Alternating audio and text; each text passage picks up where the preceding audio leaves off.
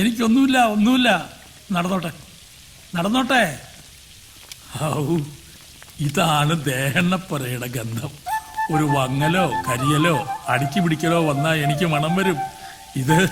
ഇത് ശുദ്ധം. ഓ എന്റെ തിരുമേനി, ഇപ്പോഴാ എന്റെ ശ്വാസം നേരെ വീണത്. എന്റെ കെട്ടും ഭാണ്ഡവും പടയൊക്കെ ആയിട്ട് ഇവിടെ വന്ന് കാര്യം നടന്നില്ല വെച്ചാൽ അതിലും ഭേദം ചാകുകയല്ലേ. അച്ഛന് എണീറ്റ് നടക്കാറായോ? നടക്കേ, വേണമെങ്കിൽ ഓടും. കാണണം നിനക്ക്.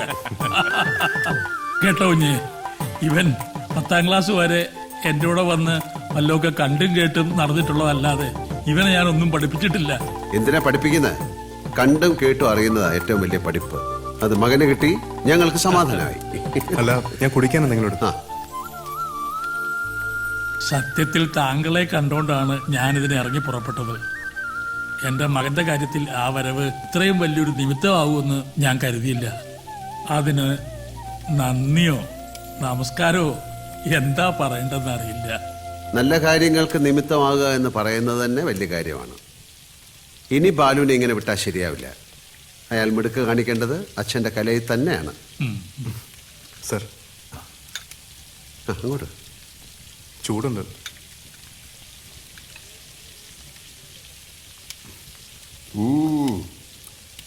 രസം ഏത് സമയത്തും ഏതിൻ്റെ കൂടെ ആകാവുന്ന രസം. അതാ ഇതിൻ്റെ ഒരു രസം.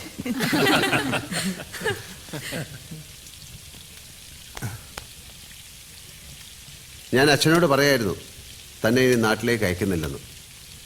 ബാലു ഇവിടെ ഒരു റെസ്റ്റോറൻറ്റ് തുടങ്ങണം. മേനോൻ ചേട്ടൻ പുറകിലുണ്ടാവും, കൂടെ ഞാനും ഉണ്ടാവും. പേരും ഇപ്പം തന്നെ പറയാം, രസം. രസം. ആ, രസം.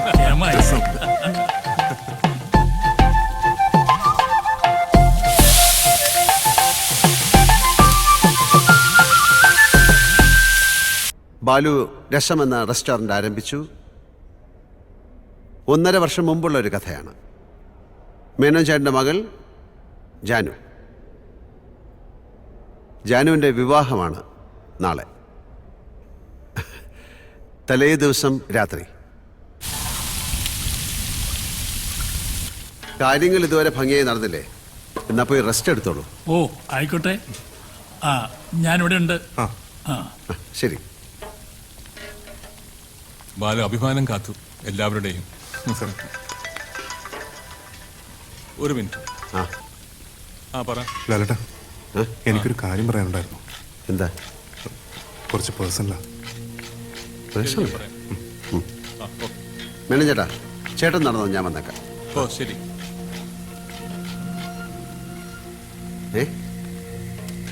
ഇവിടുത്തെ കാര്യങ്ങളൊക്കെ നോക്കിയും കണ്ടും ചെയ്യുന്നുണ്ടെങ്കിലും മനസ്സിനൊരു കുറ്റബോധം. എനിക്ക് ചില കാര്യങ്ങൾ ബോധ്യമായി. അതെനിക്ക് പറയാൻ എന്തെങ്കിലും സ്വാതന്ത്ര്യമുള്ളത് അച്ഛനോടാണ്. പക്ഷെ അതുകൊണ്ട് പ്രയോജനമില്ല. മേനോൻ സാറോടാണെങ്കിൽ പറയാൻ വയ്യ. അതിനുള്ള അടുപ്പവുമില്ല, ധൈര്യവുമില്ല. ലാലേട്ടനാവുമ്പോൾ എല്ലാവർക്കും വേണ്ടപ്പെട്ട ആളാണല്ലോ. അതുകൊണ്ട് എനിക്ക് പറയാനുള്ളത് ലാലേട്ടനൊന്ന് കേൾക്കണം.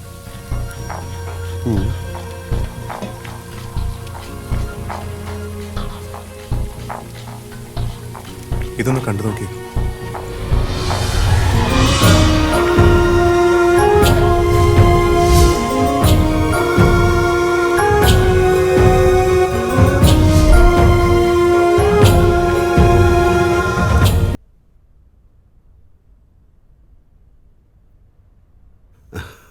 Excellent.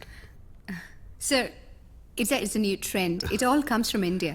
Then I'll go with this trend. What's your color preference? I like all colors. Let's go with red. You know why? Red is the color of love. I think you're a very romantic person. That's what people say. Okay, job will take care of rest of the things. Is it okay? Yeah, it's my honor to design your villa. I've seen some of your films, but I'm sorry, I don't remember the names of the movies. My films? Yes. My friend Manu has so many of your movies. He's from your place, Kerala.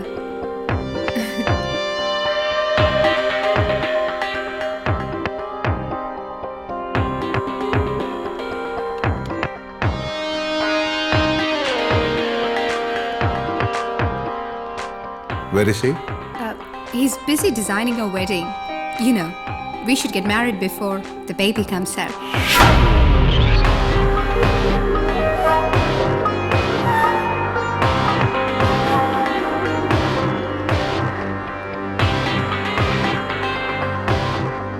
Can I take a picture with you? Yeah, sure. Could you? Yeah, sure. Come.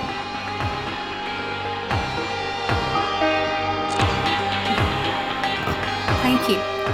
Can I take a picture with you? Oh, yeah, sure.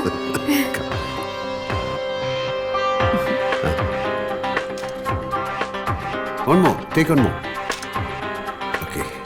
Thank you. You're welcome. God bless you. നല്ലത് വരട്ടെ.